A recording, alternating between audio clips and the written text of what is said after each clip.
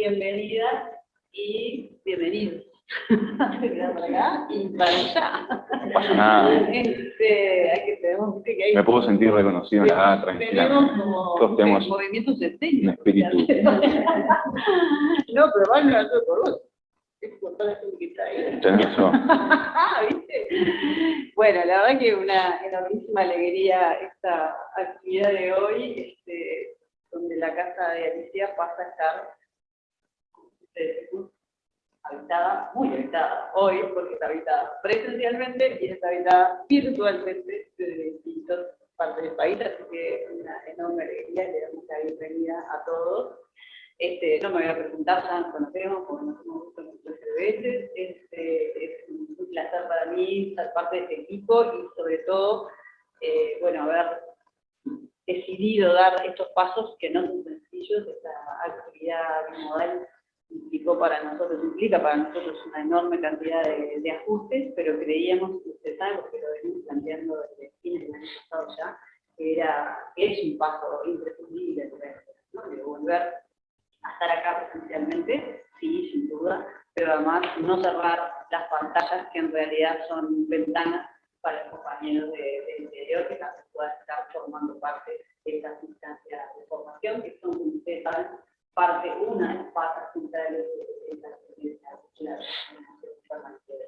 y hoy tenemos la alegría de inaugurar y el desafío de inaugurar el formato bimodal con un viejo colega de la casa, que es el profesor doctor Santiago Cardoso, y su charla Política de la Lengua, sentido que además tiene el apoyo de las inspecciones de literatura y de idioma español de la Dirección General de Secundaria. Es una alegría siempre recibirlo, de hecho ya hay unas cuantas cosas previstas que aquí es más hubo antes, pero sobre todo, bueno, iniciar este formato con la complicidad y el acompañamiento de Santiago. Adelante. Bienvenida. Incluso sé que estaban acostumbradas también a los encuentros virtuales, ¿no? Siempre trabajamos con el video, ¿no? Hoy no hay video de introducción porque incluso nos parecía que era mucho más interesante que para los compañeros y compañeros que están en el exterior que estuvieran viendo esto que está pasando acá ya desde el arranque. Bueno, Santiago, como siempre, muchísimas gracias por esperar. Tengo que ir con esto de presentarlo brevemente porque no puedo normal. Santiago es maestro de español de educación secundaria, en lenguaje, cultura y sociedad, y doctor en lingüística por la Universidad de la República, y es como que gracias, Bea.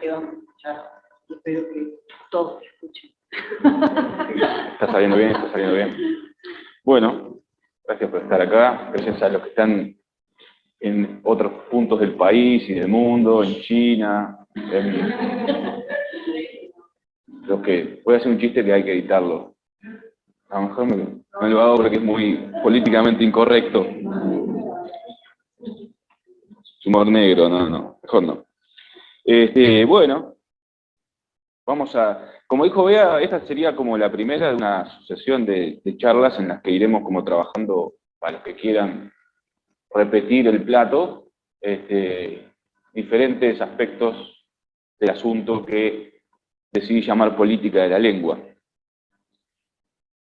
Como es un tema que merece como cierta extensión, no quería dejarlo esta vez, a diferencia de las veces anteriores que todo se agotaba en una charla, no quería dejarlo solamente en una charla, quería que fuera por lo menos una serie de charlas de 3 o 4 charlas, aunque eso tampoco agotaría el asunto, pero por lo menos nos pondría en otra posición, en otra situación, y esto, hay que decirlo, dentro del marco de lo que son el Departamento Nacional de Español, básicamente, ¿no? Es decir, ese espacio en el cual el Departamento de Español del Consejo de Formación en Educación sale a la calle, digamos, en busca de interesados.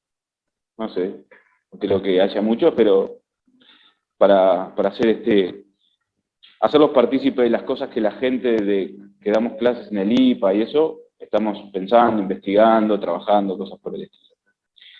Bueno, nada, esa es como la introducción. Lo que sí, vamos a trabajar un poquito antes sobre el título, sobre la idea de política de la lengua. Con respecto a la dinámica de intervención, si ustedes siéntanse libres de interrumpir ahí, ¿no?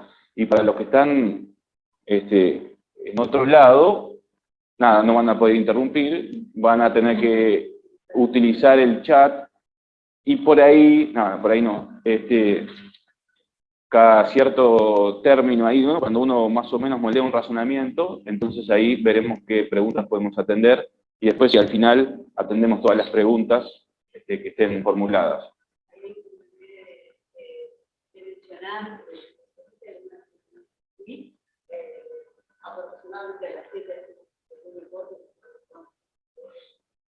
No les vamos a poder ofrecer café a los compañeros que están en el interior. Pero sí podemos mostrarles cómo los demás toman café. Pero igual no se trata de así, ellos están tomando mate, comiendo masita, están todos ahí en su casa, en pijama, ¿no? Todos, seguro, al lado de la estufa. Bueno, nada. El asunto de política de la lengua debería, a mi juicio, apuntaría a dos lugares diferentes que podrían ser, en principio, contradictorios. O sea, el término política apunta en una dirección, y el término lengua, en principio, apuntaría en una dirección contraria. Vamos a ver que no es así, pero sí me interesa señalar, obviamente, que cuando uno habla de lengua, está como situado en el campo de la lingüística, de patas, manos y cabeza, y no cabe, digamos, desde este punto de vista, no cabe el menor cuestionamiento a que estamos ahí. En cambio, cuando uno dice política, no está en el campo de la lingüística, ni en el campo, mucho menos, por ejemplo, en el campo de la gramática, o en el campo de la morfología en particular, o en el campo de la semántica, etc.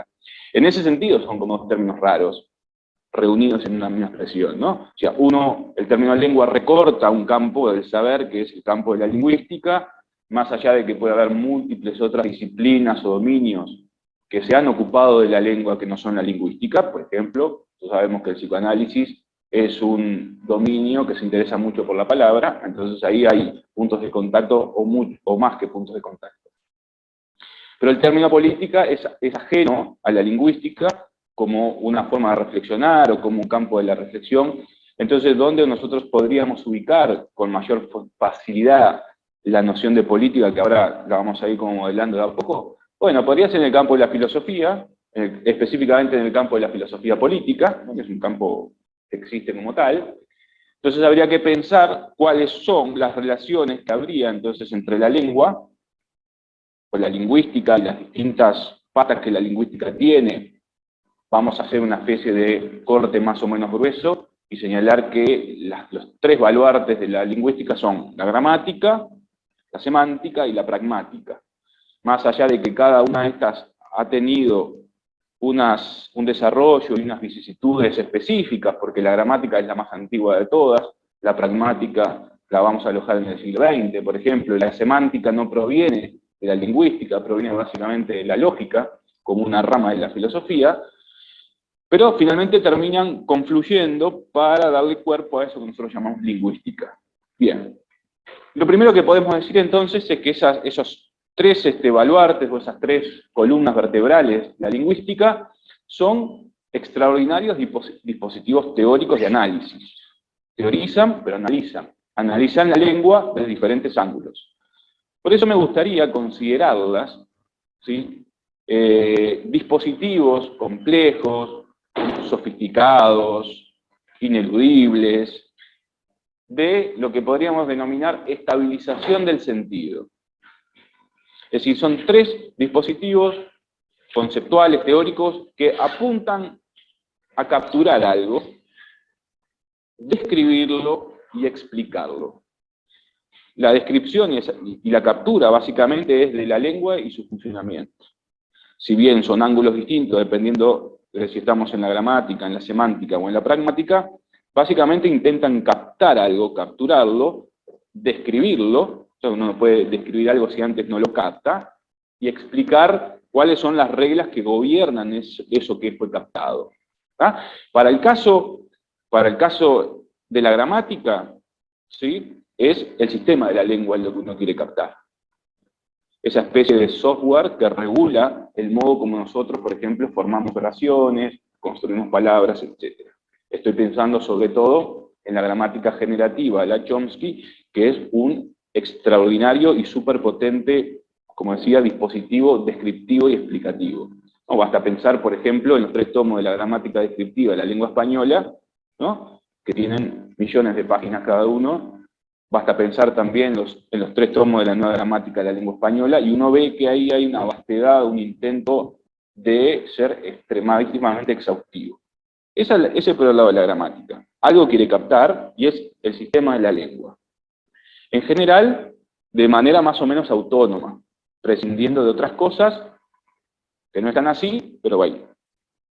Si uno piensa en la semántica como una disciplina lingüística, también lo que ella intenta captar es el significado de las palabras, y por lo tanto el significado en cuanto refieren a objetos del mundo. Por tanto, la semántica, de forma más o menos tradicional, siempre ha basculado o se ha movido entre la noción de significado, que es la noción fundamental de la semántica, y la noción de referente, que es justamente el objeto del mundo al cual las palabras refieren, designan, denotan, como sea. ¿Tá? Por tanto, nociones tales como denotación, referencia, connotación, todo eso es esperable encontrarlo en un libro de semántica. Ni que hablar nociones tales como polisemia, ambigüedad, etcétera, que son fenómenos que han ocupado históricamente a la semántica e incluso a otros dominios del pensamiento. Ya, por ejemplo, Aristóteles se ocupaba de la polisemia y no estaba haciendo semántica, precisamente. Pero ahí intenta captar algo, ¿no? La semántica intenta captar un funcionamiento que tiene que ver con la relación que hay entre los signos y los objetos del mundo. ¿Está bien? Ese es más o menos el lugar donde actúa la semántica. Después, claro, la semántica se va como expandiendo, desarrollando infinitamente, se empieza a mezclar, por ejemplo, con la gramática, y empezamos a tener una cosa que se llama semántica formal, entonces se mezcla también con la lógica otra vez, y las fronteras estas que yo estoy trazando acá medio a lo bruto, se disuelven, ¿no? Y se generan zonas que se llaman de interfase, donde uno quiere capturar el estudio de un fenómeno lingüístico en el cruce, por ejemplo, entre la sintaxis y la semántica, o en el cruce entre la semántica y la pragmática, o en el cruce entre la pragmática y la sintaxis. Dependiendo de dónde más o menos uno se ubique, es la interfase, ¿no?, que va a desarrollar. Eso tiende a disolver todas las distinciones tajantes como de las que partí, pero al principio quieren las cosas y de algún lugar hay que arrancar. Por fin, la pragmática estudia la lengua en uso, con lo cual apela a una serie básica de categorías, a saber, la categoría de situación comunicativa o de contexto, la categoría de intención del hablante. El hablante, cuando habla porque quiere decir algo, quiere expresar algo, quiere manifestar algún tipo de intención, ¿no? Y para ello toma la lengua, vamos a decirlo con esta metáfora bastante recurrente, la pone en funcionamiento, de modo que ahí hay un tipo particular de relación entre el hablante y la lengua, que es la relación del uso, y ahí se sitúa la pragmática. Claro. Ahora, claro que cuando uno, por ejemplo, hace lecturas de gramática, no en cualquier parte, pero en muchas partes, va a ver que nociones de la semántica están actuando ahí adentro, y cuando la gramática también usa el concepto de situación, o de conocimientos compartidos, o de conocimientos enciclopédicos, de algún modo está apelando al uso que los hablantes hacemos de la lengua. Entonces no hay nada puro, digamos, hay cosas que todo el tiempo se están interrelacionando, más allá de que son dominios que se pueden definir con cierta autonomía y que, como dije, constituyen la columna vertebral de la lingüística como gran campo de conocimiento. Esas 3 patas, entonces, capturan algo, buscan estabilizar algo, buscan poder decir algo acerca de, en términos descriptivos de la lengua, y también explicar, ¿no? También poder explicar ese funcionamiento. El término política lo que intenta hacer es desarmar lo que muy prolijamente la lingüística ha armado. Es decir, intenta, política no es más, acá en este nombre que yo le doy a esto, no es más que, digamos, los movimientos que podemos hacer para encontrar aspectos un poco ruidosos dentro de la gramática, digamos, distintos elementos que por alguna razón, ¿sí?, no cuajan, no terminan de cerrar, o miramos una explicación y decimos cuál será, y no nos termina de convencer y podemos decir qué es lo que está en el fondo de esto que no termina de convencer, como una especie de ruido de fondo muy molesto, que nada, uno busca localizar y entonces nada, se enfrenta a una pared. Yo siempre utilizo un poco esta metáfora, y va golpeando así, mientras la pared no es hueca, está todo bien, y de repente tac, golpea un lugar ahí donde hay cierto hueco, da un martillazo y no sabe con qué se va a encontrar. Pero lo que sabe es que ahí hay algo que no está sólidamente constituido como en el resto del discurso. Entonces la política es como una especie de detector de esos lugares, y por tanto trata de tener una perspectiva crítica con respecto a los conceptos fundamentales de la gramática, de la semántica y de la pragmática. ¿Sí?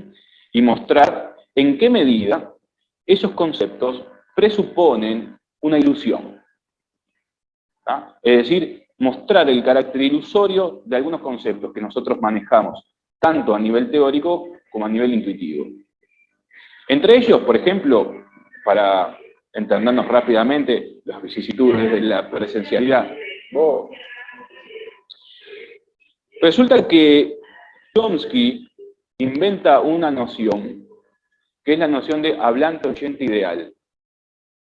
Esa noción a él le sirve para deshacerse en el estudio de la lengua de un montón de cosas, ¿sí? Entre las cuales se cuenta algo que para la época en que Chomsky formula este concepto, ya hacía rato que venía reconociéndose y se venía estudiando cómo eso afectaba el uso de la lengua. Me refiero nada más y nada menos que al estelar concepto freudiano del inconsciente. O sea, un sujeto hablante, un hablante oyente ideal, perdón, no tiene inconsciente. Es una entidad transparente, plana. Es una entidad que es una máquina de producir oraciones de acuerdo con un conjunto de reglas. Por lo tanto, sus experiencias vitales y su propia experiencia con la lengua no tienen tanto que ver en cuanto al modo en que puede usarla.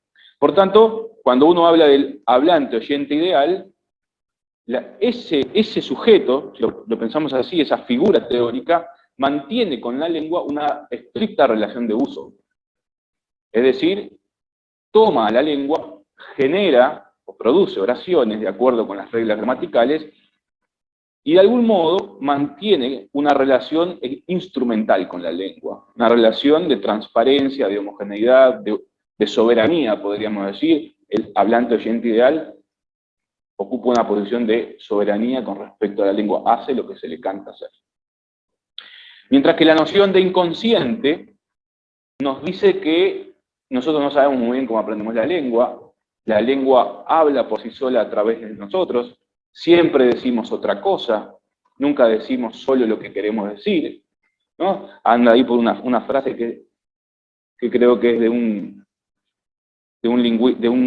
psicoanalista francés, que se llama Jacques-Alain Miller, que dice: el hablante siempre pide ser entendido más allá de lo que dice. Evidentemente eso no es un problema de la gramática. A la gramática, lo voy a decir así con todos los puntos sobre la silla, le importa un pito, ¿no? Hay muchos puntitos, le importa un pito entrar en ese problema. Más bien, lo desconoce.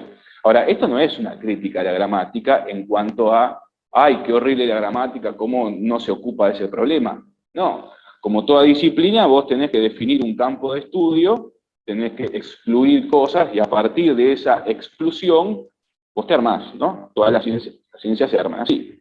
Bárbaro.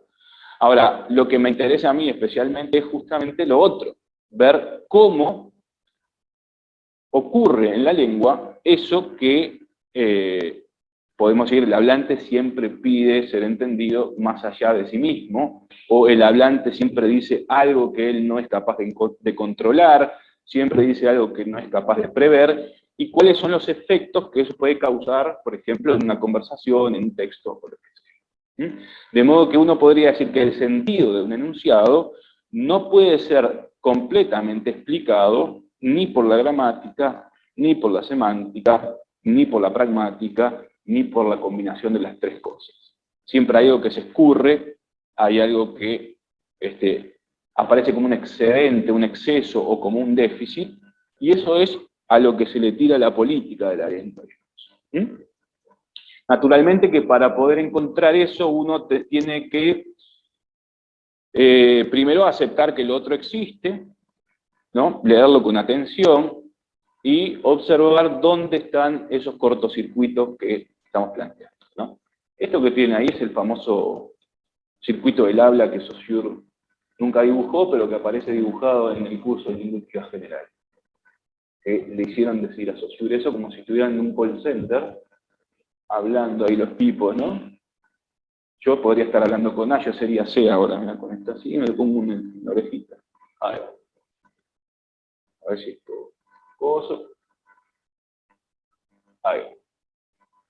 Entonces, este es un poco el sumario, después de haber hecho esta extensa introducción, de los distintos aspectos a tratar en las diferentes instancias, ¿no? Hoy nos vamos a ubicar un poco en el punto 1. En realidad va a ser toda una mezcla, pero eso más o menos como para ver qué cosas vamos a tener en cuenta, ¿no? Como ustedes ven, por ejemplo, en el caso 1, uno dice lengua-discurso, inmediatamente eso remite a gramática pragmática, por ejemplo. Oración, enunciado, enunciación. Naturalmente la oración es la unidad fundamental de la sintaxis. El enunciado ya no es una unidad gramatical, es una unidad del discurso. Por tanto, el primer movimiento que hace la gramática para definir sus unidades es excluir al enunciado como una unidad de objeto de estudio.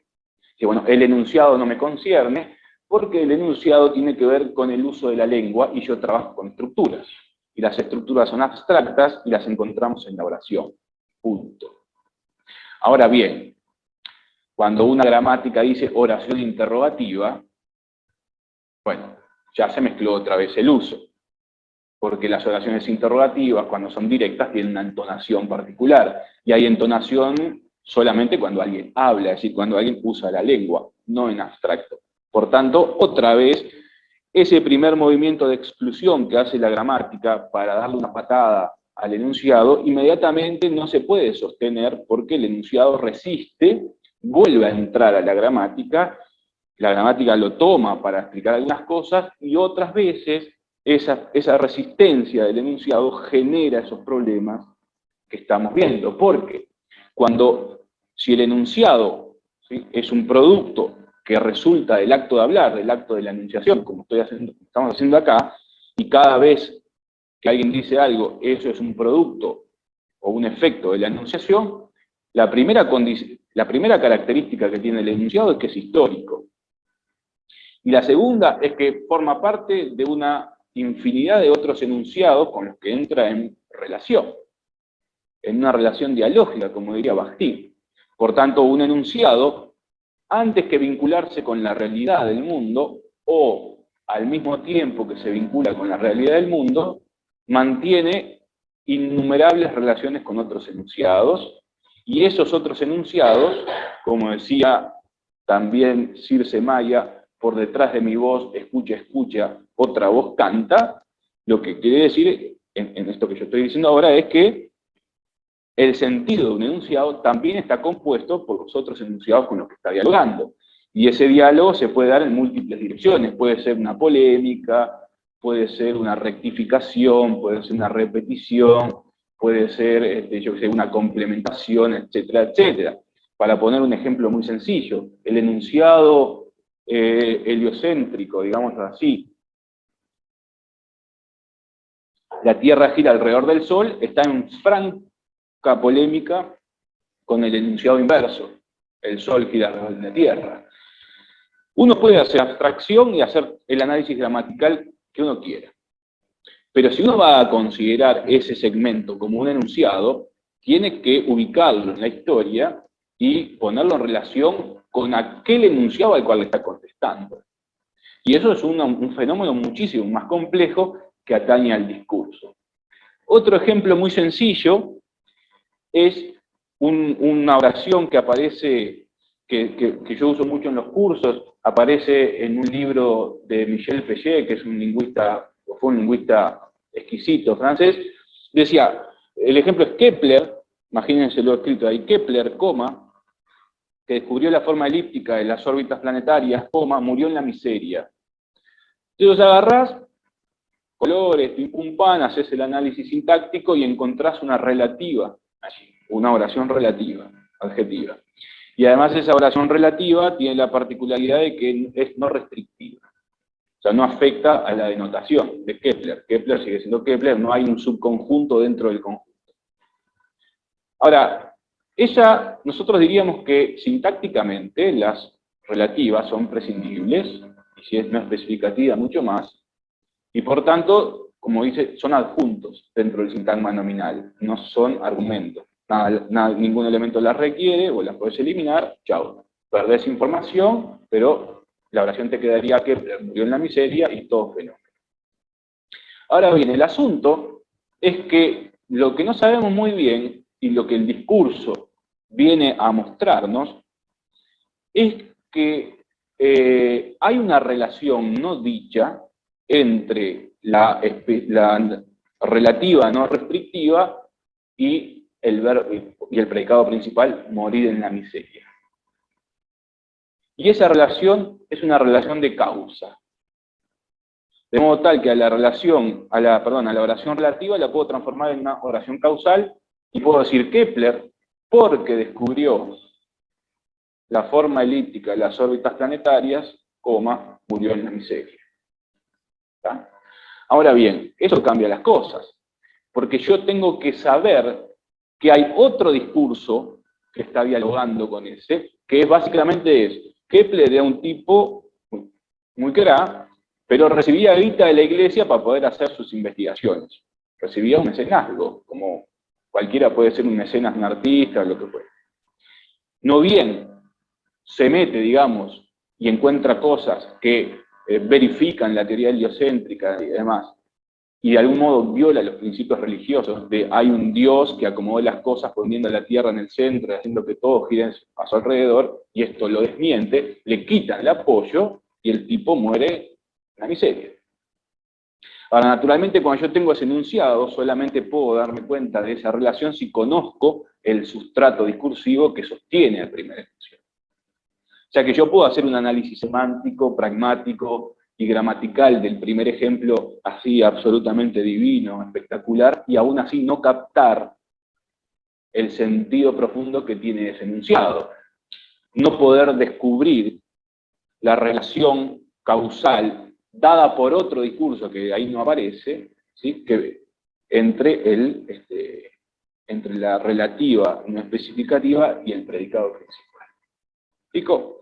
Entonces, ¿de dónde sale eso? Sale porque hay un discurso de la Iglesia que dice tal y tal cosa, históricamente pasó otro discurso que es el discurso heliocéntrico, eso entra en colisión, y eso está todo ahí moviéndose, sosteniendo ese enunciado.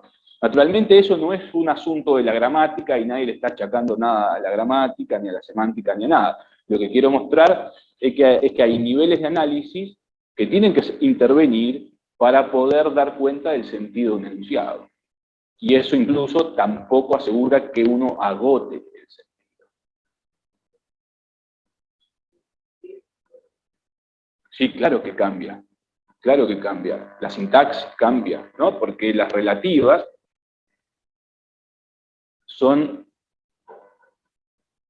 en este caso, las relativas que tienen un antecedente, son oraciones que están adentro de un sintagma nominal.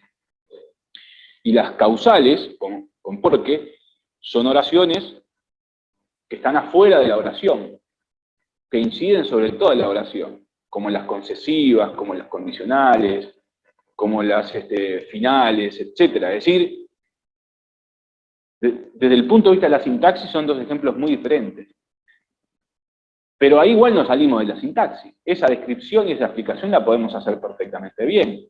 Ahora está todo bien, vos le ponés a un gurí de tercero, pongo esto, porque en gramática de la más dura está en tercer año, y ese análisis lo podés hacer, pero te perdés lo más interesante, ¿no? Porque murió en la miseria parece ser sencillamente una descripción de un suceso, y te perdés la razón profunda por la cual eso sucedió. Pero para entender esa razón uno tiene que hacer jugar otros discursos. Lo que se llama el interdiscurso. El discurso que está en otro lado y que vos lo traes y hace un diálogo allí entre esas dos cosas y uno sostiene al otro. El primero tiene autonomía, y sí, claro que tiene autonomía, pero no lo vamos a poder entender de verdad si no hacemos jugar ese otro nivel en el que hay otros discursos que están actuando. ¿Me explico? Entonces, lo que hace, en mi opinión, la política de la lengua, no la política, eso es un término ciertamente pomposo, retórico, un poco para que ustedes estuvieran acá y cosas así. Pero eso es lo que hace el análisis del discurso. No cualquier análisis del discurso, pero sí el análisis del discurso o la teoría de la enunciación. Por eso está ese tercer concepto ahí fundamental, que es el concepto de enunciación, que es el concepto clave. Absolutamente clave, porque es el que nos rompe todo, de algún modo. Yo, por ahí. Bueno. Entonces aquí, los conceptos que vamos a manejar, como ya lo vimos, pero acá está un poquito más ordenado, es por un lado lengua-discurso, esa relación que hay, que es una relación tensa, problemática, ¿sí? E incluso, como sostuve alguna vez, y no sé si estoy arrepentido de haber sostenido eso, pero creo que tiene cierto asidero, el discurso no necesariamente tiene que ser visto como un nivel de análisis diferente de la lengua. Si la lengua es la estructura, por ejemplo, ¿sí? Y el discurso es la lengua en uso. Si uno piensa eso en términos de enunciado y oración, uno diría, bueno, la oración está en la lengua, el enunciado está en el discurso, hay una relación de oposición. El enunciado no es solo lo que es otro nivel u otra unidad de análisis diferente de la oración, sino que se le opone a la oración, en el sentido estricto de la oposición. La oración cierra, ¿no? Unifica se ofrece como un objeto descriptible y explicable, ¿está bien? Y el enunciado se escurre por todos lados. Entonces, en ese sentido, hay como una especie de conflicto, ¿está bien?, de oposición entre esos dos. Por tanto, en ese juego vamos a tener tres nociones que no son equivalentes, pero que definen a la naturaleza de la política. Y ahí sí ya nos metemos de lleno con eso. La primera noción, que es la noción de equívoco, es una noción centralmente lingüística, no hay ningún problema con eso. Pero las otras nociones, la noción del malentendido y la de desacuerdo, ya no son nociones lingüísticas. Malentendido, de hecho, es una noción que usa mucho el psicoanálisis. Y desacuerdo es el término que Jacques Rancière utiliza específicamente para designar la actividad política. ¿Qué hace la actividad política? O la política pone en escena, pone en juego un desacuerdo. Lo iremos viendo en otros ejemplos, que son los que vienen ahí abajo.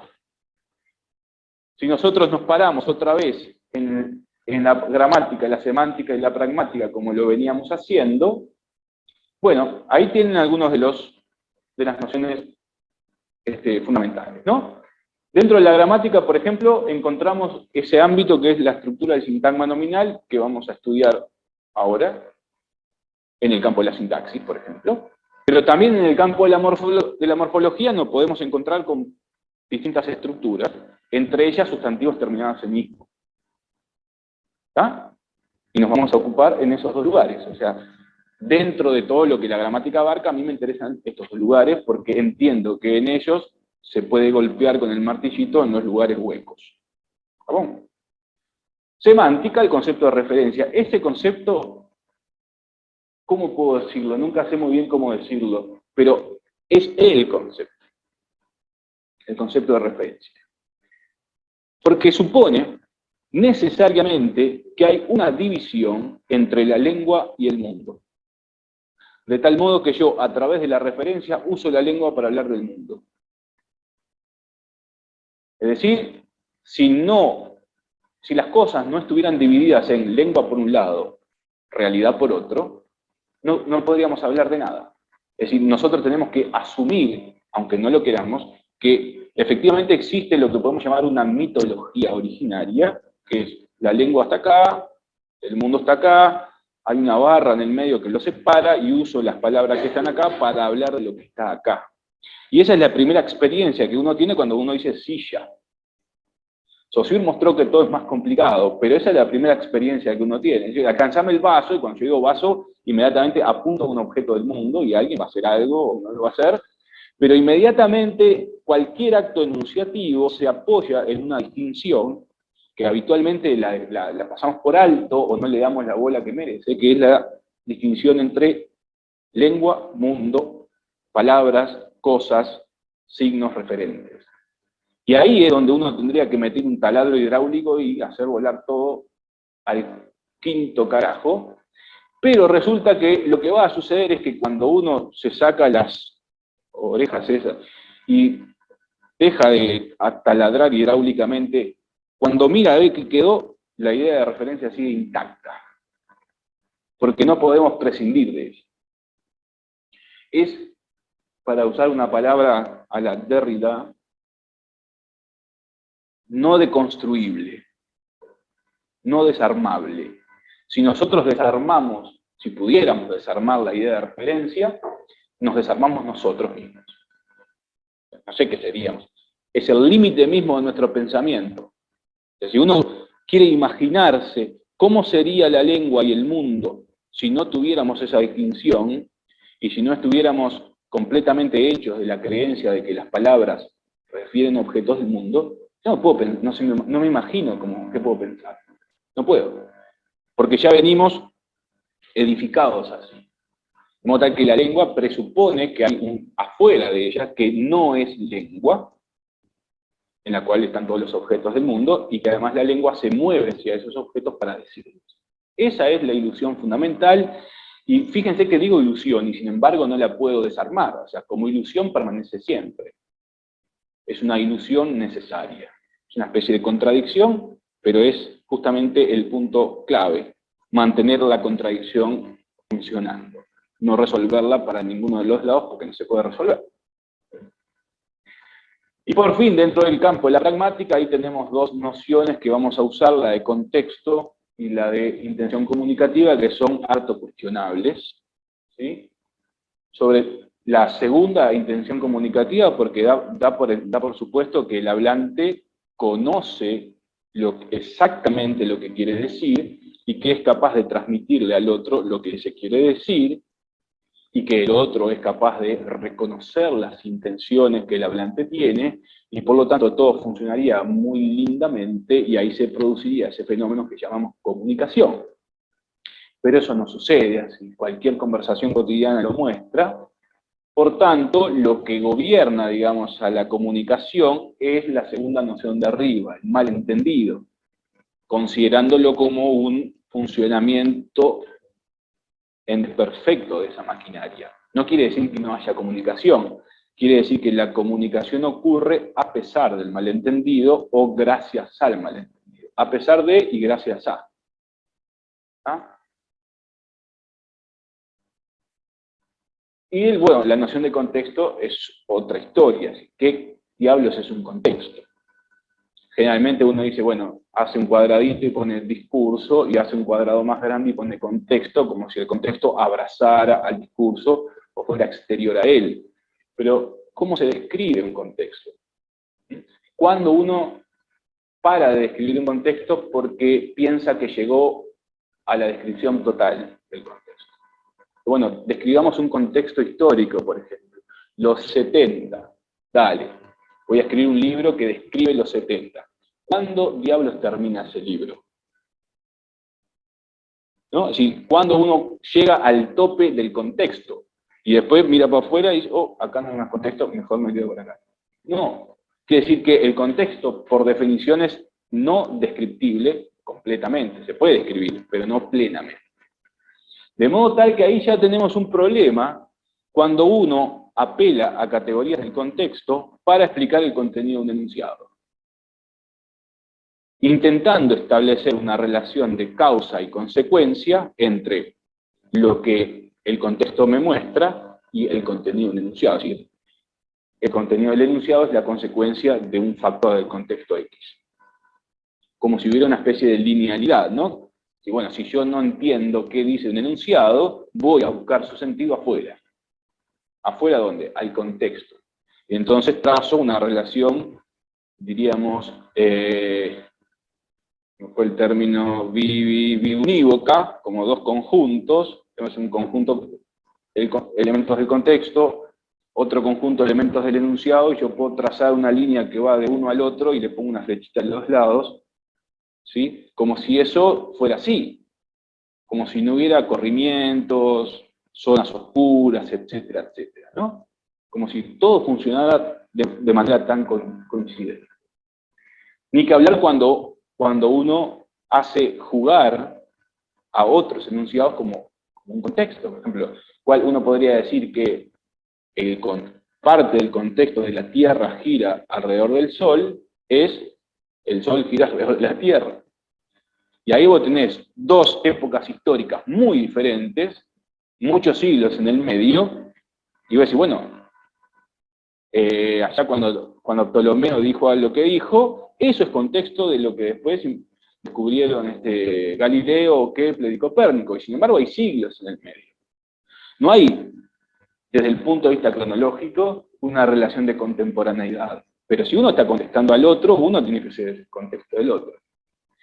Quiere decir que la noción de contexto histórico encierra una trampa, que es clavarnos de cabeza en la contemporaneidad más absurda. Nos hace pensar en una especie de hoy súper cerradito. Cuando en realidad, y en particular en las humanidades, todo uno siempre lo que está haciendo es hablando sobre lo que otro ya dijo, y ese otro puede ser Aristóteles, puede ser Platón. Entonces, yo hablo en los 60, estoy hablando de Platón. Platón allá, no sé en qué siglo antes de Cristo. Bueno, entonces ahí tenemos una relación, el contextual, el contexto está definido por la iniciación del hoy. Es el hoy, el presente, que está hablando, el que dice yo, mi contexto va a ser este. Por supuesto que hay un contexto histórico, eso no se niega. Pero yo estoy hablando con Platón. No importa lo demás. ¿Entiendes más o menos? Ya, ¿cómo pasa el tiempo? Sí, pero viene la muerte. Vamos a ponerlo dramático. Escuchen ahí los huesitos de la parca que se están arrimando. La guadaña ahí la va arrastrando.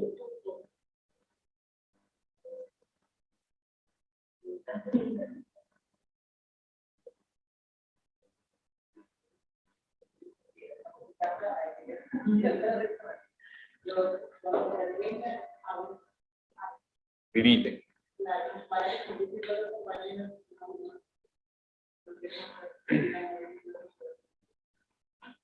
Bueno, ahí tienen otra preciosa diapositiva que de algún modo contiene todos los asuntos que acabo de mencionar. Por un lado está la reconocible estructura del signo lingüístico, pero con los elementos dados vuelta, en vez de estar el significado arriba y el significante abajo, está dado vuelta, porque esa es la lectura que hizo Jacques Lacan de Saussure. Por otro lado, siempre asociamos muy fácilmente que es el significado de la palabra el que envía al referente. ¿No? Tenemos el signo y la cosa, la lengua y el mundo. Esa es la división originaria. Pero no alcanza con que haya una barra entre el significado y el referente, sino que hay dos barras. Porque es infranqueable esa relación. ¿Sí? No hay manera de que la polisemia, la ambigüedad, no afecten a una palabra de modo tal que ella pueda designar una cosa y también otra. O sea que no hay de ningún modo biunivocidad entre signo y referente. Siempre hay un exceso o una falta, ¿no?, de un lado o del otro. Fíjense que si yo uso la palabra texto, con eso me puedo referir a un libro, a un artículo, a una nota periodística, ¿no?, a un volumen, a una obra, yo qué sé, a un ensayo, es decir, puedo referirme a un género, puedo referirme a algo material, es decir, la propia palabra texto es tan polisémica que puede apuntar a distintos objetos del mundo. Después, si eso causa digamos, una incomprensión o un malentendido, no es que sean otros 10 pesos, pero bueno, está determinado por otros factores. De modo que uno podría decir que el significante anda por el mundo desnudo. Es decir, la desnudez del significante supone que lo único que se conserva idéntico a sí mismo, de algún modo, es el significante. Y el significado, que sería la cara de abajo, digamos, está en permanente constitución, está en permanente construcción, no es nada estabilizado, ¿sí? Muy por el contrario, siempre se va haciendo, ¿sí?, siempre se va haciendo a partir del discurso que la gente produce. Incluso más. Yo voy hablando así, se va a producir una cadena de sonidos que podemos llamar medio rápidamente significante, pero toda esa cadena, hasta que yo termine, ustedes no saben para dónde va.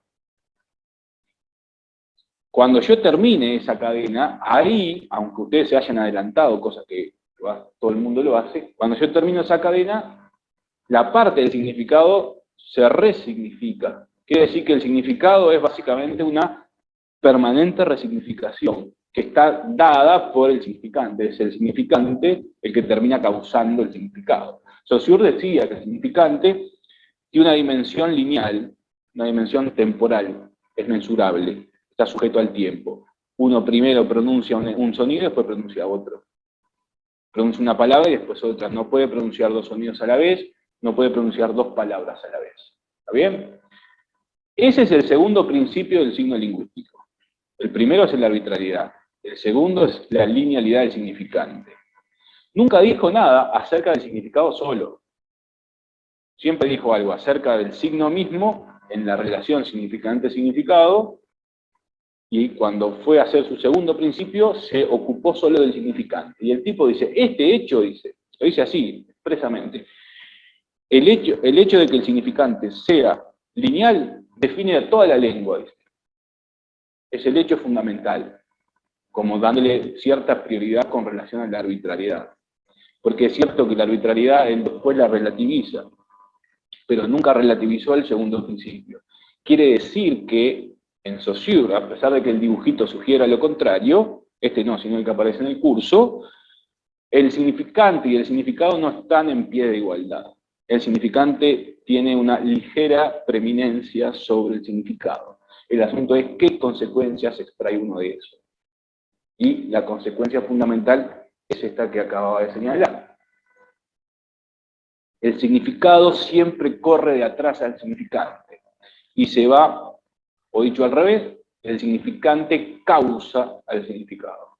Lo produce. A medida que va sucediendo, lo otro se va enganchando. Pero lo que interesa es que el enganche que el significado hace al significante, que siempre está como corrido, no lo hacemos todos de la misma manera. Entonces, no todos necesariamente están entendiendo de forma idéntica lo que yo estoy diciendo.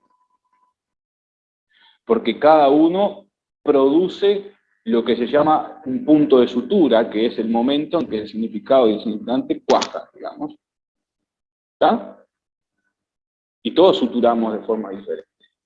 Ahora, también hay que tener en cuenta que cuando uno sutura con esta metáfora medio médica o por lo menos enfermerística, hay que pensar que vos tenés dos extremos que querés unir, ¿no?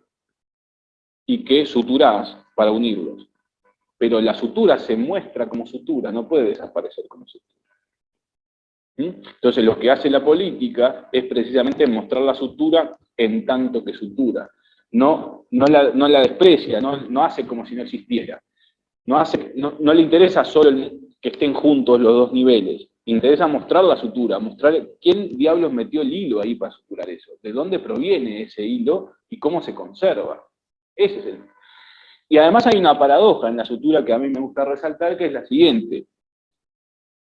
La sutura responde a un vacío de carne con un exceso de carne. Además, me llevó años. Digan, hagan por lo menos. ¿Te das cuenta? Te cortás, algo se perdió, ahí yo qué sé, no sé, hay una ausencia, digamos, y cuando vos suturás, y hay algo que sobresale, que puede ser un pedacito de carne empalmada sobre otro, o el propio hilo. Quiere decir que frente a la ausencia, la sutura responde con un exceso.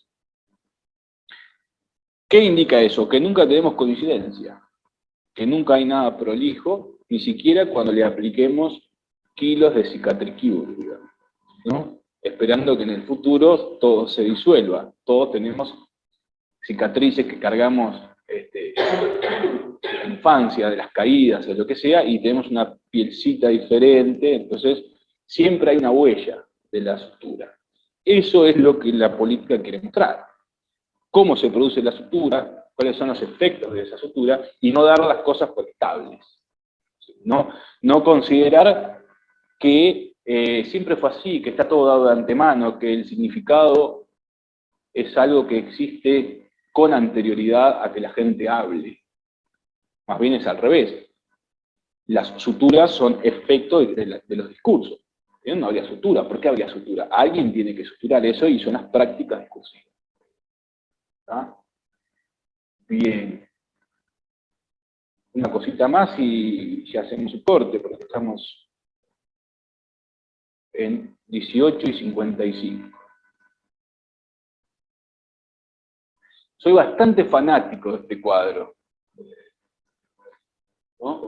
Porque tengo la sensación a veces de que me absorbe y me pasa para el otro lado como si fuera un agujero negro y después nunca más me va a devolver, pero no importa. El acontecimiento político, la idea de llamarle acontecimiento político a esto, tiene que ver con mostrar que algo pasa, que no es algo estable, que hay un corte, ¿no? Que nosotros venimos como algo que sucede así, a lo que no le damos bola, estamos como haciendo la plancha y sucede algo tac, que corta con esa lógica, que nos hace tomar cierta conciencia, cierta reflexión acerca de que eso que venía plácidamente ocurriendo no era tan plácido, ¿no? Sino que hay un desajuste ahí que lo está acomodando. Ahora, ¿por qué este cuadro de un pintor que se llama Rothko me interesa? Porque hay una idea de interioridad, una idea de marco y una idea de afuera. O al menos, por lo menos, si no queremos pensar en un marco, podemos pensar esa especie de marrón, no sé, o violeta, no sé qué color es en realidad, es el adentro y el rojo, naranja o lo que sea es el afuera, ¿no? Ahora bien, el afuera no existe por sí mismo y el adentro no existe por sí mismo, existen en tanto se opongan. Quiere decir que para que haya afuera tiene que haber un adentro y para que haya adentro tiene que haber un afuera. Por tanto, para que haya mundo tiene que haber lengua y para que haya lengua tiene que haber mundo. Otra vez volvemos a esa división inicial contra la que no podemos ir. Y nosotros asumimos, sin que nadie nos preguntara ni nos pidiera opinión, que las cosas vinieron separadas. Por un lado la lengua, por otro lado el mundo. Punto y aparte. ¿Qué existe antes? No sabemos. No lo podemos pensar. O en todo caso podemos decir, antes del mundo no existe ni mundo, ni no mundo, ni lengua, ni no lengua. O sea, negándolas en una sin negar, en otro negándola. Cuando Dios dice, hágase la luz, Él produce a la vez la palabra y la cosa. Y produce la nominación, es decir, el acto por el cual la palabra nombra a la cosa. Ahora, cuando Él dice, hágase la luz, también sin decirlo, produjo la oscuridad. ¿No? Y no solamente produjo la luz y produjo la oscuridad, sino que produjo la oposición, produjo algo mucho más importante que es la lógica de oposiciones, y eso es lo que solemos no ver. Por eso el primer susuriano del mundo es Dios, no cabe la menor duda, ¿no? Cuando Saussure dice que todo es diferencia o que un signo es lo que los demás no son, bueno, o Saussure es el Dios, eso está claro. Exactamente. Pero entonces, cuando vos decís luz, oscuridad, trazás una oposición, ¿no? Y eso es una discontinuidad. Es una cosa, en vez de ser continua, está cortada, está discontinua. Ahora, esa discontinuidad presupone que había algo antes que era continuo y que luego fue cortado cuando Dios dijo hágase la luz. Ahora, ese momento en el que había continuidad tiene que ser pensado como anterior a la palabra de Dios, pero nadie vivió ahí. Porque si nosotros hubiéramos vivido en un mundo de continuidad no tendríamos la menor conciencia de eso, porque para tener conciencia de algo hay que vivir siempre en la discontinuidad, hay que poder poner dos cosas, etc. Por tanto, y acá vamos a dar una especie de pirueta mágica, y con esto hacemos el corte, a la Cirque du Soleil, la continuidad no está antes de la discontinuidad, sino que la propia idea de discontinuidad es la que produce la continuidad, porque la necesita para ella poder aparecer. Es un bucle ahí medio complicado, pero en definitiva lo que quiero decir es que la propia idea de continuidad se opone a la de discontinuidad, la de luz se opone a la oscuridad, y siempre hay oposiciones. Donde caiga una oposición, cae todo. Por tanto, eso no puede caer. Fíjense, yo les marco una línea así, ¿no? Que va subiendo y termina allí en la Rambla. Y les digo, ustedes vengan con un puntito y díganme dónde un salto, ¿no? La acción de saltar, se convierte en un vuelo. Asumiendo que el puntito ese va a indicar el punto empírico exacto en el que el salto se convierte en un vuelo. O sea, la realidad dice, hasta acá salté, a partir de acá vuelo. Uno viene, lo pone acá, otro lo pone más arriba, otro lo pone allá. Otro se hace el vivo y lo pone más sobre Isla de Flores, que es una cuadra más abajo.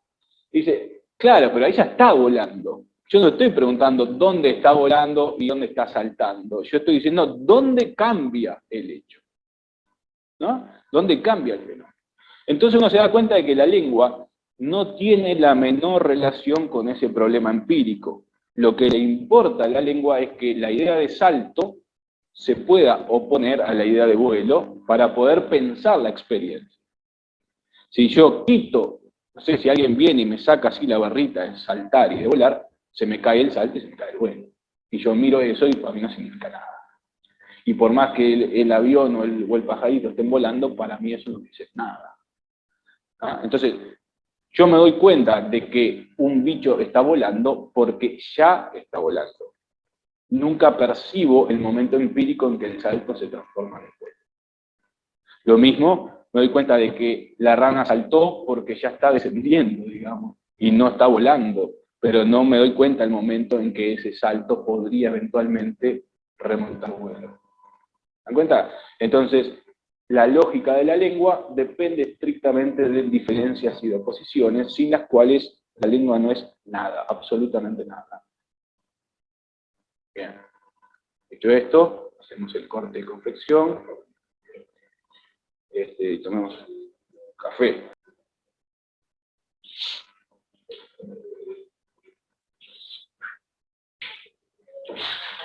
Bueno, le damos nomás.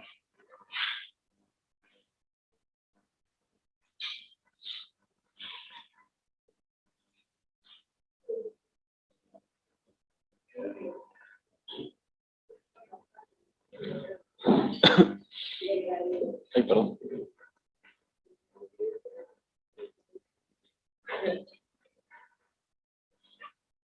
Bueno,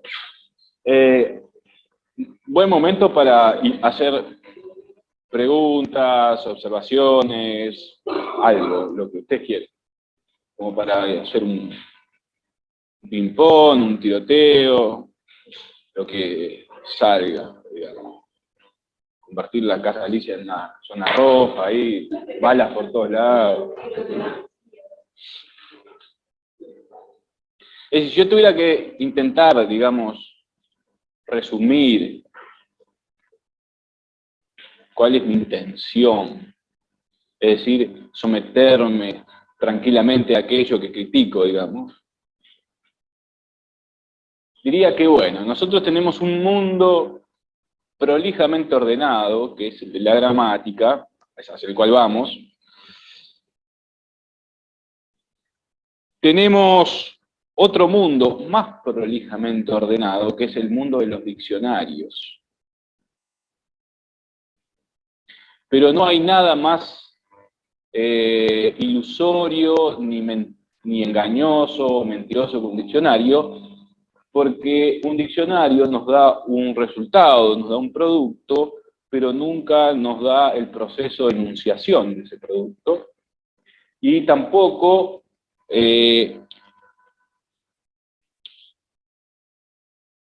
un enunciado nunca nos, un diccionario nunca nos permite ver bien los puntos de sutura, tal como lo estábamos mencionando ahora. Ya nos da el producto prolijamente resuelto, una definición que tiene un límite en cuanto tiene que terminar en algún momento, las diferentes acepciones prolijamente ordenadas de lo que se llama un sentido recto a sentidos oblicuos, o de sentidos literales a sentidos metafóricos, pero nunca problematiza, obviamente, la relación misma entre lo literal y lo metafórico. De hecho, fíjense que es bastante curioso que al sentido literal le llamemos sentido recto, usando una metáfora, ¿no? Entonces, nada, si uno piensa en este juego de las oposiciones, lo literal y lo metafórico se presuponen, una cosa no puede ser pensada en la otra, y entonces la literalidad es el sueldo que yo tengo que asumir para poder hablar de una metáfora, y a su vez la metáfora es el desvío, entre comillas, que yo tengo que asumir para poder hablar de literalidad. Se dan cuenta entonces que si mi enunciado dice, ¿no? Esto que voy a decir ahora, si mi enunciado dice, entiéndase esta palabra en su sentido literal, ese es mi enunciado, ¿no? Mi enunciación me obligó a asumir, sin que yo lo haya visto, la distinción entre literal y metafórico, porque si yo no hubiera asumido en la enunciación esa distinción, no podría haber formulado el enunciado del modo en que lo hice. Además, porque uno es una máquina de producir enunciados y muchas veces no se da cuenta de qué tipo de cosas tiene que asumir forzosamente para que esos enunciados puedan ser dichos. Lo mismo que si yo digo, entiéndase esta expresión en sentido metafórico, se dan cuenta que también en otro lugar que llamamos enunciación, yo tuve que asumir la división metáfora-literalidad. Si no, no puedo decir, entiéndase esto en un sentido metafórico. Por tanto, convendría pensar que la literalidad no es nada en sí misma, del mismo modo que la metaforicidad no es nada en sí misma, sino que una define a la otra. E incluso, como lo dice Sandino Núñez, que es una manera muy linda de decirlo y también teóricamente queda en el clavo, la literalidad o lo literal es un daño en el sentido metafórico, es una molestia en la metáfora, y la metáfora es un daño en lo literal, ¿no? Es decir, lo que a uno le falta, al otro le sobra y cosas así, ¿no? Digamos, esa es un poco la lógica, pero si uno separa, si uno quita la barra que separa lo literal y lo metafórico, se queda sin las dos cosas. De modo tal que la propia oposición literal, metafórico, no es que lo literal esté por allá dando vueltas en su vida, ordeñando vacas, lo que fuera, y lo metafórico esté en la suya, ahí medio fumándose unas marihuanas y no sé cuánto, y vos les pegás un chiflido y dices, reúnanse y opónganse. No, más bien suceden en el mismo momento en que ocurre la oposición. Por tanto, la oposición literalidad-metaforicidad no es una dicotomía, porque hay un término más, es una oposición de 3 términos, que es la barra que los opone. Como que yo saco eso y se me desarma todo. Esa barra tiene un nombre, se llama lengua. Además, fíjate vos, si la lengua se opone al mundo, ¿sí? Yo me puedo preguntar, ¿quién puso esa oposición? ¿De dónde salió? Hegel diría esto: si la lengua es la tesis y el mundo es la antítesis, es lo que se le opone a la lengua, ¿no? Si la lengua está hecha de palabras, el mundo está hecho de cosas, y esas palabras refieren a esas cosas. O podemos darlo vuelta, no importa cuál sea la tesis o la antítesis, en tanto que exista la oposición, ¿no? Entonces, si Hegel dice, agárrense, si dice, la lengua es la tesis, el mundo es la antítesis, ¿dónde está la síntesis? Y Hegel diría, es la barra que las separa y que las relaciona, porque las separa y a la vez las relaciona. Ahora, Hegel diría algo más, diría, está bien, pero la síntesis no es un tercer punto diferente de la tesis y de la antítesis, es uno de estos dos colocados por encima de la propia oposición, ¿no? Es decir, quiere decir que en la síntesis nosotros nos vamos a encontrar con la lengua o con el mundo otra vez. ¿Y cuál les parece que es?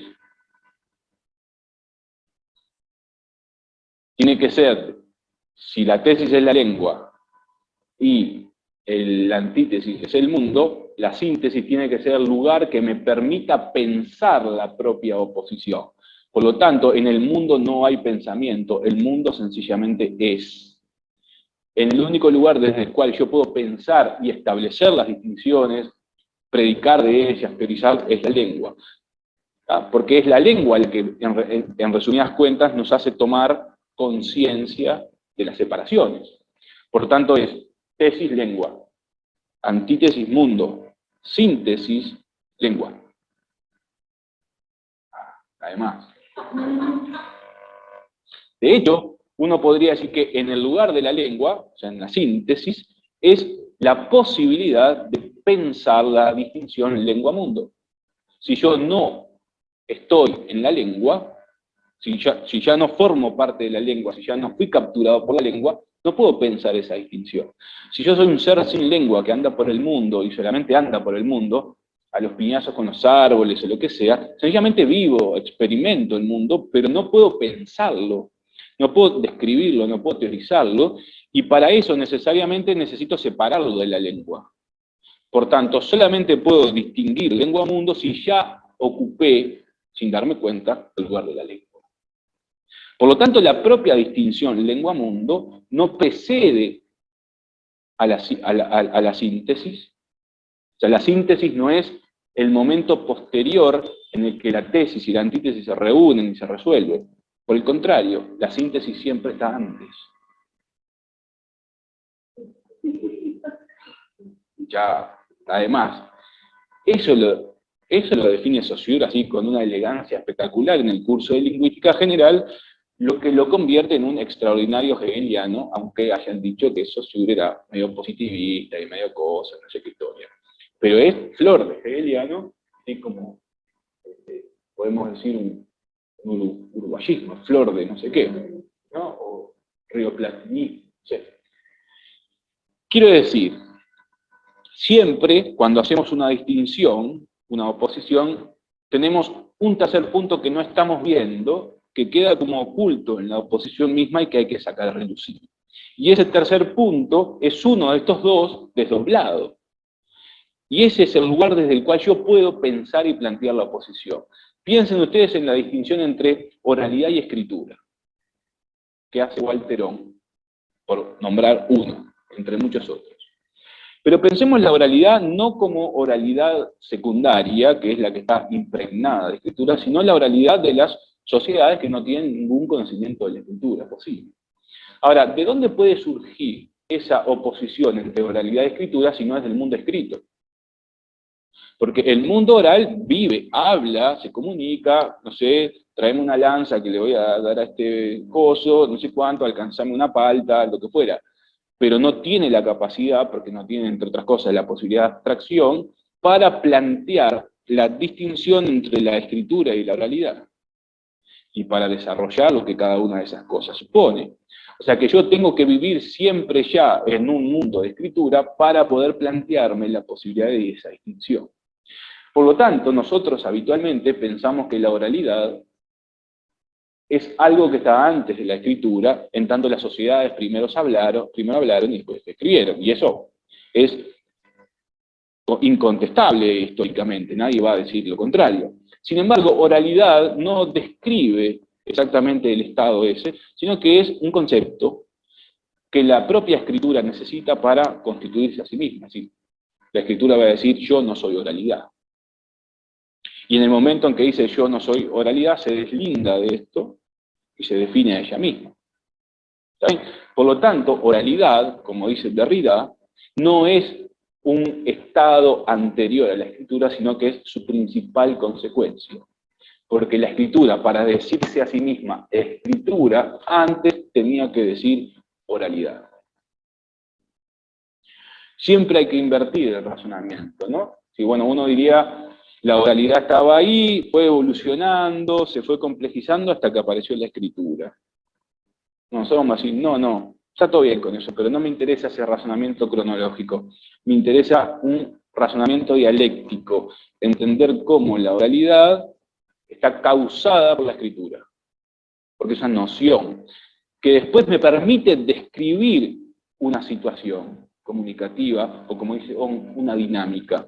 Pero si no hubiese existido esa oposición que solamente puede provenir de la escritura, nosotros no sabíamos que es oralidad, la gente sigue bebiendo tranquilamente, va al almacén, pide 2 flautas, 300 gramos de mortadela, y a nadie le pasa nada por eso. Todo lo que vos tenés, oralidad, tesis, escritura, antítesis, y la síntesis es la escritura. Pero no es que venga en un momento posterior ahí, cuando ya está todo dado para reunir la tesis y la antítesis, y más o menos ponerlas de acuerdo. Muy por el contrario, la síntesis siempre está antes. ¿Sí? Y no resuelve la tensión que hay entre los dos opuestos. Al contrario, los muestra como opuestos. ¿De acuerdo? Entonces, ese razonamiento, que es una dialéctica, no una cronología, nos permite decir que cuando se señalaba que la historia empieza con la escritura, es estrictamente cierto. Aunque van a decir muchos otros que dicen, no, ¿cómo no había historia antes de que la escritura apareciera? Y claro, la gente seguía viviendo, hacía cosas, se cagaban a las trompadas. Eso existía, nadie está dudando eso. Pero yo solamente puedo teorizar algo como un pasado si antes ocupo el lugar de una historia. Entonces digo, yo, como historia, ¿qué quiere decir historia? Quiere decir deslindarse de un pasado.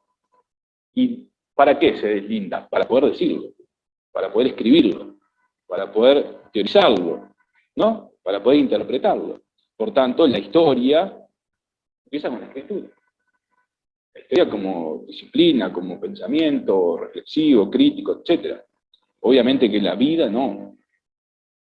¿Bien? Eso es lo que quiere decir esa frase que ha sido tan duramente criticada, pero la crítica de esa frase pierde de vista el razonamiento dialéctico que está en juego.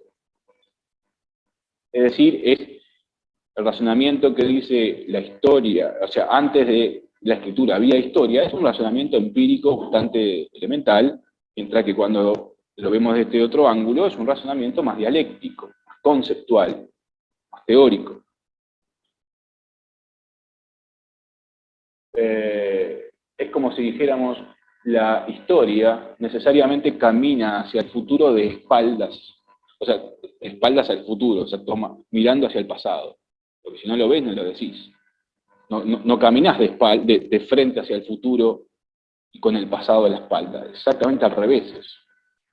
En fin, todo esto para mostrar que los juegos conceptuales que hemos puesto sobre la mesa, ¿sí?, nos van a servir para observar el tembladeral de algunas cuestiones gramaticales, como las que ustedes ven ahí. Dentro del manual de gramática del español de Di Tullio, es un manual archi recontra super usado, está la parte de la estructura del sintagma nominal, y en particular de los sintagmas nominales que están encabezados por artículos definidos. ¿Sí? Y entonces uno, en la página 153 de ese manual, lee eso. Dice, los determinantes en general dotan al sintagma nominal de valor referencial. Eso quiere decir que si vos decís un sustantivo, X, ¿no? Mesa, no estás denotando ningún objeto del mundo en particular. Estás refiriéndote a una clase de objetos, pero no a uno en particular. Cuando vos decís la mesa, dotás a ese sustantivo de valor referencial porque entonces se engancha con un objeto del mundo específico. ¿Está? Quiere decir que la noción de referencia o de valor referencial carga consigo, sin que nosotros lo veamos, la distinción lengua-mundo. Porque cuando yo digo la mesa, entonces se separó la lengua hasta acá, la expresión la mesa, y el objeto del mundo al cual eso apunta. Y ahí decimos que esto tiene valor referencial. ¿Está bien? Pero hay una asunción ciega, vamos a decirlo así, que es esa separación con la que insisto entre lengua y mundo. Luego dice, hacen posible la identificación del referente. Si yo digo la mesa, el artículo la me permite identificar el referente, ¿no? Nadie lo pone en duda en cuanto a un ejemplo como la mesa y decir, ah, es ese referente identificado, no es ese y no otro. Pues, identificar es un poco eso, ¿no? Decir, es ese y no otro. Pero esto funciona más o menos bien con este ejemplo. Basta empezar a pensar en otros un poco más complejos, tales como el título de la novela de Onetti que se llama El Pozo. Ese artículo, ¿cuál es el referente que está identificando? Bueno, para vos es la depresión, pero ¿cuál es ahí ya en un nivel más como metafórico?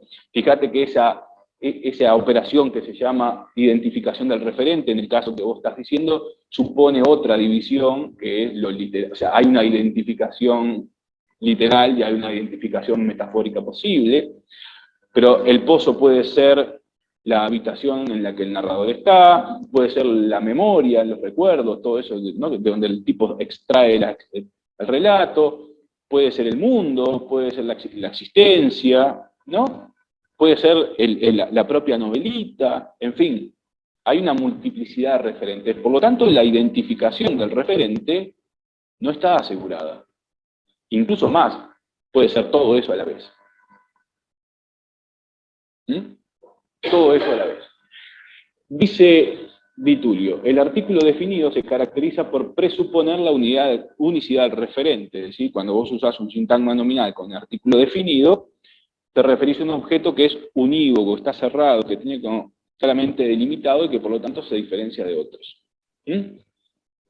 Es decir, con ese elemento reformulador que marco en rojo, que la descripción que le sigue, ¿no?, al sintagma nominal es satisfecha por un solo individuo o por el conjunto que la cumple. Es decir, vos tenés un objeto del mundo dotado de un conjunto de rasgos o de atributos, y eso coincide con la descripción que ofrece el sintagma nominal. ¿Está? Bueno, eso es muy cuestionable que sea así, puesto que nosotros vamos a ver ahora un caso como el artiguismo. ¿Y cuál es el objeto del mundo? Provisto de un conjunto de rasgos que coincide con los rasgos que el sintagma nominal marca o exhibe. ¿Dónde está el objeto del mundo ese que tiene esos atributos? ¿Sí? Así como mesa tiene patas, asiento, respaldo, no sé cuánto. ¿Dónde está el objeto artiguismo? ¿Explico? Entonces, el problema de todo eso que tienen ahí abajo ustedes, 1, 2, 3, sobre todo la parte 3, implica que hay un problema, que es que cuando uno habla de referente o de referencia, está forzado a aceptar esa distinción lengua-mundo, obviamente, pero además, tal como la plantea la gramática, estamos forzados también a pensar que la relación entre un objeto del mundo y el sintagma nominal que lo describe es precisamente descriptiva, que uno tiene que satisfacer la descripción que el otro ofrece. Por lo tanto, tiene que haber una adecuación. ¿Sí? Eso implica, en cierto modo, que la lengua tiene la capacidad de reflejar el mundo. Estamos obligados a aceptar esa lógica. Es decir, cuando vos hablas en términos descriptivos, ¿no? Decís, bueno, capturas el mundo, lo captás descriptivamente a través de un conjunto de rasgos. Esa es la lógica a la cual nos empuja el concepto de referencia. Y eso es un problema, porque esa lógica es engañosa, esa lógica es ilusoria, y asume que la relación entre la lengua y el mundo es transparente. O que puede ser transparente, que en algún momento uno puede efectivamente capturar la realidad si es tan fino en la descripción de sus rasgos, y por lo tanto ese vínculo se daría de manera unívoca y no equívoca, que es el concepto que manejábamos hoy. De modo que acá aparece otra oposición que conviene manejar mucho, que es la diferencia entre la transparencia referencial, que es inherente a la propia referencia, y la opacidad referencial. ¿Sí? Por eso habíamos puesto 2 barras hoy, cuando decíamos significado acá y referente de este otro lado. ¿Explicó? Ahora, miren qué curioso. Ahora voy a poner otra definición de este mismo asunto, pero de otros excelsos gramáticos como son Ignacio Bosque y Gutiérrez Rejach, en un libro que es extraordinario, que se llama Fundamentos de Sintaxis Formal. Exactamente el mismo asunto, ¿no? En los determinantes y los artículos definidos. El tipo dice, 2 tipos de... Como indica su etiqueta categorial, los determinantes determinan o especifican la referencia del nombre sobre el que inciden. Permiten la identificación del referente, presuponen la unicidad, como decía de Tulio, permiten identificarlo, y curiosamente también usan el mismo conector reformulador, es decir, precisan su cantidad, su referencia u otras propiedades relacionadas con esta. Sí, precisar, ¿qué quiere decir? Recortar y decir, es esto acá y no esto allá. Pero es curioso que utilicen el es decir. Yo interpreto eso, lo voy a empujar acá medio como, esto les puede parecer un bolazo, y en cierto modo seguramente lo sea, pero de los bolazos también vivimos.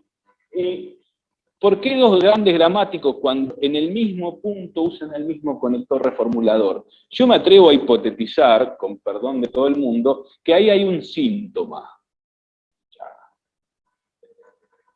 Ahí hay un trauma que no está pudiendo ser bien resuelto. Allí hay algo que está produciendo una especie de gastritis y que le están metiendo duro y parejo al omeprazol y no hay vuelta, digamos. ¿No? Porque es muy curioso. Y pongamos que esto que estoy diciendo sea una especie de exceso interpretativo, de licencia poética, pero les pido con la mano en el corazón que lo tomen en serio. ¿Sí? Hay un síntoma. Es decir, un síntoma de que efectivamente la explicación gramatical está posando sobre un tipo de fenómeno y no está pudiendo con él. No está pudiendo resolverlo.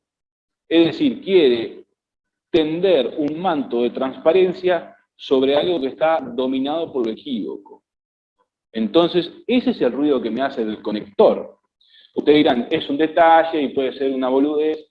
Bueno, yo qué sé, yo leí eso y me llamó la atención, junté ahí más o menos coso y salió esto, digamos. Después ustedes juzgarán si es un delirio y yo tengo que salir acá al coso de Vilar de Bo ahí, o me puedo ir tranquilamente a mi casa. ¿Ah? Pero otra vez, fíjense que precisar la idea de referencia es lo mismo que identificación del referente, unicidad del referente, es decir, hay una recurrencia sobre las mismas nociones, y justamente lo que termina saltando a la vista es lo contrario, es decir, bueno, la insistencia sobre la unicidad, lo unívoco, lo preciso en lugar de lo impreciso, es que hay algo que no está cuajando bien, que no está metiéndose bien, ¿no? en la explicación. Parece que podría ser una lectura posible que un filósofo extraordinario, se llamaba Luis Althusser, en un libro se llama lectura sintomal. ¿Ya? El tipo va leyendo y de repente va escuchando ahí como esa otra voz que está hablando más allá de lo que el discurso dice, y sobre todo a pesar de lo que el discurso está diciendo. Esa voz de decirse Maya, ¿no? Por detrás de mi voz escucha, otra voz canta, pero una voz que se te mete, así que, ¿no? que te corre y habla. Eso en psicoanálisis se dice que eso habla, o algo habla, para indicar la relación corrida que nosotros tenemos con nuestra propia lengua. No decimos lo que queremos. Hay algo más que habla. Entonces, como no sabemos qué es, no es una persona, no, eso habla. Algunos dicen, es el inconsciente el que está hablando. Eso habla. Me parece, eso habla. Después, ¿qué hacemos con ese síntoma? Yo lo agarro para este lado, otros lo agarrarán para otros lados. Esto, vamos. Y miren acá. No, para está el ejemplo. Un poco acá. Voy a trabajar con el ejemplo 2, no sé en qué hora andamos. Estamos bien. Tenemos hasta las 10, ¿no? No, salió. No, dice, ni en pedo me quedo hasta las 10 acá.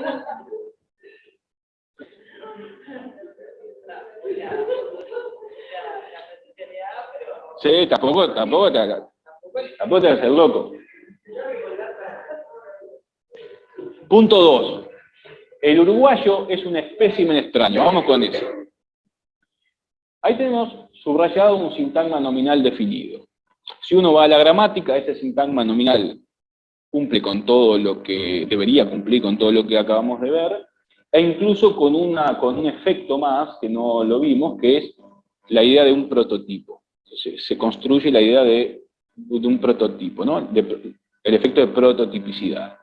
Eso quiere decir que vos tenés más o menos una realidad provista de un conjunto de rasgos, hiciste una abstracción y te quedaste con unos rasgos esenciales, los que se repiten en todos los casos, y dejaste de lado los accidentales, ¿no? Todos los accidentes, los que considerás secundarios, bárbaros. Ahora, el primer problema es, ¿cuántos rasgos constituyen a ese objeto al cual estaba apuntando el sintagma nominal del uruguayo? 2, 3, 4, es decir, ¿cuál es el corte, ¿no? ¿Cuál es el corte en el cual, para afuera de esa línea, estamos ya en lo no prototípico, y si nos quedamos de este lado, estamos en lo prototípico? Todos pensamos que es lo mismo. Todos pensamos que los rasgos que podamos poner dentro del uruguayo, además tienen el mismo peso, se ordenan de la misma manera. De modo que ya la unicidad del referente es bastante cuestionable y su identificación también, ¿no? No sabemos muy bien qué pasa ahí. Sabemos que el efecto de prototipicidad que también aparece en los artículos tiene que ver con una abstracción. Pero la pregunta que es, ¿de dónde sale esa abstracción? ¿Cómo se obtiene? ¿Se obtiene del objeto del mundo que llamamos el uruguayo? Y uno piensa que no. Entonces la siguiente pregunta es, ¿cómo se construye el sentido de ese sintagma nominal? Y por lo tanto, ¿cómo se construye también el objeto que llamamos el uruguayo? Y la respuesta más inmediata, para no hacerlas esperar, es esto. Con lo que la gente dice que es el uruguayo, básicamente. O sea, con discursos. Entonces imagínense que hay un significante que es el uruguayo y la otra parte del significado es un montón de discursos relacionados entre sí que implica que la gente haya hablado, haya escrito cosas acerca de lo que es el uruguayo. Eso es un suelo absolutamente inestable, que va cambiando históricamente, ¿verdad? Que puede tener, yo qué sé, uno puede imaginarse cosas tales como tomar mate, comer asado, cosas por el estilo, ¿verdad? Pero a la vez eso parece ser bastante reduccionista. Otra pregunta que uno se puede hacer es, ya no cuál es el objeto o el referente al que apunta y cómo está construido, sino cómo funciona este sintagma nominal en el uso, en los discursos. Y acá pienso que nos vamos fuera de la gramática y uno podría decir que cuando dice el uruguayo es un espécimen raro, ese sintagma nominal nos está forzando a nosotros a participar de un relato identitario. Es decir, nos propone una hipótesis para leernos a nosotros mismos como uruguayos. Eso se llama interpelarnos, interpelación ideológica. Es decir, nos toma como sujetos nacionales, ¿verdad? Que somos parte de un ordenamiento jurídico, que somos parte de la historia de un Estado, que tenemos una cultura, que tenemos un conjunto de costumbres, etcétera, etcétera, y nos fuerza a participar de eso, o sea, como si nos agarrara de la nariz y nos pusiera a participar de ahí. Eso se llama interpelarnos, nos convierte en sujetos históricos, a través de la intelección de nosotros mismos, mediante una narración, una descripción, etc. Eso se llama, o Althusser lo llamó, interpelación ideológica, ¿tá? Porque no somos simples individuos que andamos por ahí, somos sujetos históricos, políticos, culturales, que asumimos una posición adentro de un relato, y es ese relato el que nos hace ser lo que somos. No hay una esencia en el objeto del uruguayo. La esencia está construida por ese relato. ¿Está bien? Ese es el punto. O sea, eso es lo que la gramática pasa por alto. Incluso alguna vez me dijeron, en una discusión, que una cosa es el sintagma nominal determinado del uruguayo, y otra cosa es lo que la gente culturalmente cree acerca, es decir, lo que la gente imagina, las prácticas sociales, etc. Pero ahí se pierde de vista un pequeño detalle, es que lo que la gente dice, lo que la gente hace, etc., esa separación de lengua y cultura tan tajante, implica que esa gente utilice este sintagma nominal una y otra vez. ¿Ah? Y cosas tales como un buen uruguayo, un mal uruguayo, etcétera, etcétera. Quiere decir que esa distinción tan tajante que se hacía en primer lugar y que diferencia el estudio de la lengua en sí mismo de otro tipo de estudio que puede ser cultural, sociológico, lo que sea, después medio que se cae, porque justamente una de las características de estos discursos es que utilizan este sintagma nominal. Y lo reformulan, lo parafrasean, buscan expresiones equivalentes, y de ese modo va emergiendo esa figura o ese objeto que se llama el uruguayo. Pero de ninguna manera nos vamos a topar nunca en el mundo con el uruguayo. Esto es una obviedad hasta cierto punto, pero no deja, me parece a mí, de resultar interesante en la medida en que disuelve en parte la distinción que tuvimos que aceptar al comienzo, que es lengua por acá, mundo por acá. No es que ya exista un objeto del mundo llamado uruguayo, al cual, o el que tiene un conjunto de rasgos, y después venga la expresión lingüística, recoja esos rasgos. Más bien, es lo que sucede acá, lo que construye un objeto, que después lo pone a funcionar acá. ¿Está bien? Eso es un extraordinario procedimiento que se llama reificación.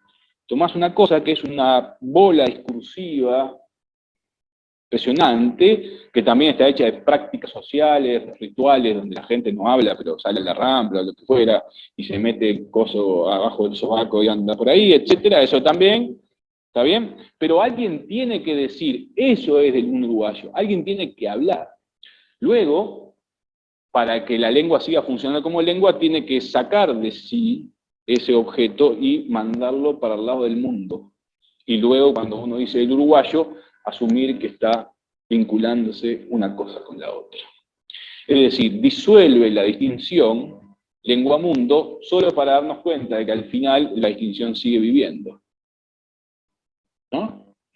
Ahora, lo importante es pensar que el discurso que la gramática nos ofrece para entender bien cómo funciona este sintagma nominal no nos alcanza ni para empezar, básicamente. Ese es el punto.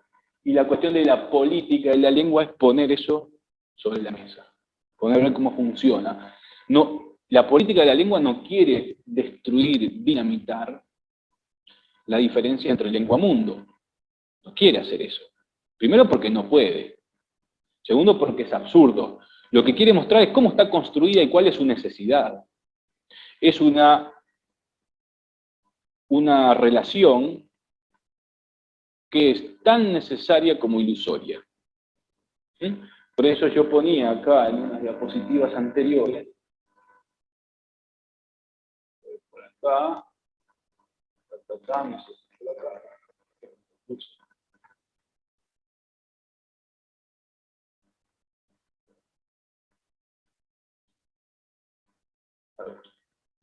Bueno, Sandino Núñez, que es un filósofo cuyos libros recomiendo fervorosamente, habla de la referencia como lo imposible necesario. Además, vos necesitas la referencia como el aire que respiramos todos los días, pero a la vez, y paradojalmente, es imposible. Eso es lo que dice el tipo. Por lo tanto, el hablante, y con esto termino, lejos de relacionarse con la lengua en términos instrumentales, yo uso la lengua para decir las cosas que quiero decir y hacerlo como quiero, ¿sí? Lejos entonces de relacionarse con eso que llamamos muy sueltos de cuerpo, instrumento o herramienta de comunicación, el hablante tiene que tratar con la lengua, tiene que negociar con ella, tiene que embarrarse, tiene que hacer un trato, tiene que tratarse a sí mismo con ella. La idea de tratar recubre una multiplicidad de sentidos. Está la idea de tratar como hacer un trato, está la idea de tratar como quien trata, por ejemplo, una pared que tiene humedad, o como quien uno recupera una pintura, como un tratamiento. También la idea de tratamiento, o de tratar efectivamente como un tratamiento médico que uno prolonga, ¿no? Que siempre está medio como desajustado y cosas así, ¿no? Sí, la idea de un tratamiento clínico en términos de psicoanálisis, por ejemplo, es decir, pero un tratamiento que hace siempre muestra una disparidad, algo que no funciona, algo sobre lo cual estamos interviniendo para acomodarlo, más o menos, ¿no? Pero hay algo que persiste, que no se deja tratar fácilmente. Entonces, nosotros no tenemos con la lengua una relación de uso, sino una relación de tratamiento. ¿Ves? Bueno, me quedo por acá para tener un cachito de tiempo de preguntas y cosas. Y ahora, María Verónica pregunta, ¿qué libros tenemos? Todos, no. ¿Y cuáles? De Sandino recomiendo dos, básicamente. Uno que se llama La vieja hembra engañadora, que es una forma en la que Nietzsche refiere al lenguaje,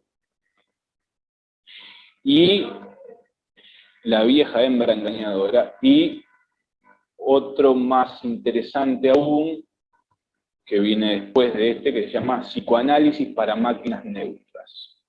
Tiene un poco más, tienen subtítulos los dos, pero no. La vieja hembra engañadora es del 2012 y Psicoanálisis es del 2017. Pero uno continúa los razonamientos hechos en el otro. Se empuja mucho. Y de Saussure escribió un libro, unas cosas solas, que es un montón de apuntes, que se publicó como escritos sobre lingüística general, y está el curso, pero no lo escribió Saussure. Así que eso es Saussure, básicamente. Esas dos cosas. ¿Está? ¿Por acá?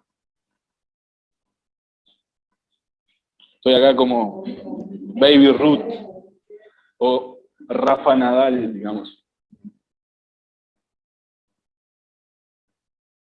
¿No? No hay preguntas ahí. Se recontrapudrieron, digamos.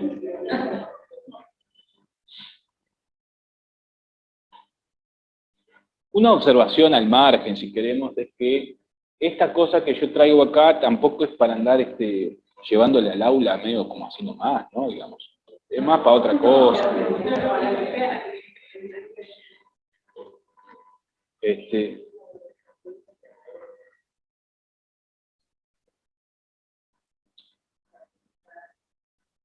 No, yo qué sé, a mí me gusta la teoría y nada, pero igual esto tiene consecuencias prácticas que tienen que dosificarse si uno las quiere llevar a la secundaria, ¿no? Sí, yo qué sé.